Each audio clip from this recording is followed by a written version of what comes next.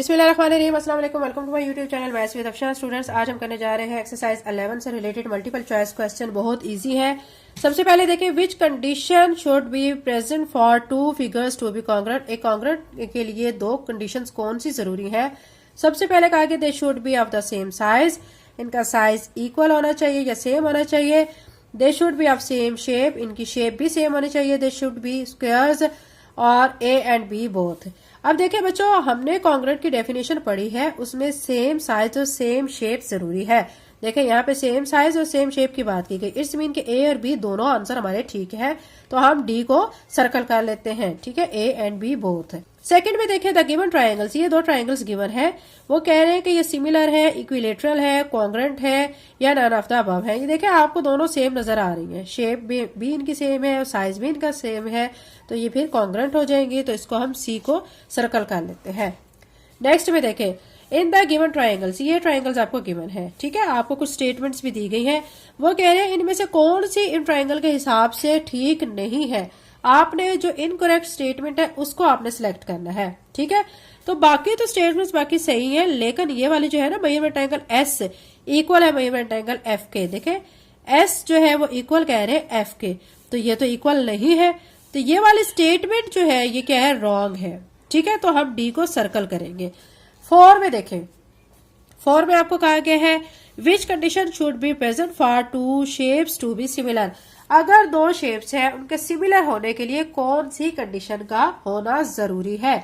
सबसे पहले all angles should be equal, के उसके सारे एंगल्स इक्वल होने चाहिए।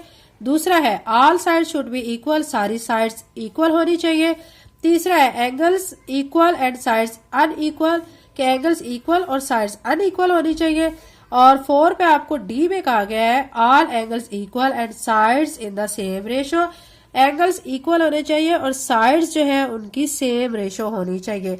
ये बच्चों मैं आपको बता चुकी हूँ। सिमिलर शेप्स के लिए आपको बताया है कि उनके एंगल्स का सिमिलर इक्वल होना जरूरी है और उनकी साइड्स के जो रेशो है उसका सेम होना जरूरी है। ठीक है, तो डी वाला ऑप्शन ठीक है, डी को सर्कल कर लेते हैं। 5 पार्ट में, which of the given properties of congruent triangle is incorrect. ये आपको 4 प्रॉपर्टीज दी गई है। ठीक है, वो कह रहे हैं कि इनमें से 3 प्रॉपर्टीज तो कॉन्ग्रुएंट से रिलेटेड है, लेकिन एक इनमें से इनकरेक्ट है जो कि कॉन्ग्रुएंट से रिलेटेड नहीं है। आपने उसको ढूंढना है वो कौन सी है।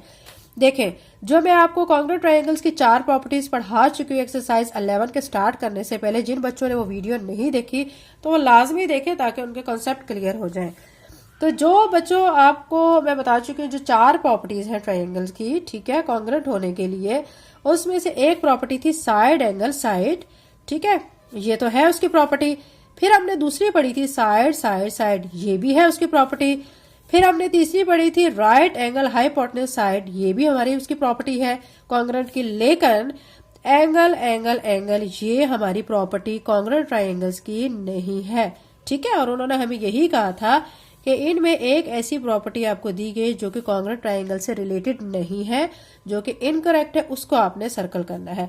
तो ये वाला बी वाला ऑप्शन इसमें इनकरेक्ट है, जो कि कॉन्ग्रुएंट ट्रायंगल से रिलेटेड नहीं है। अगर आप चैनल पे नए हैं तो चैनल को सब्सक्राइब कर लें, वीडियो को लाइक करें। Thank you, Allah Hafiz.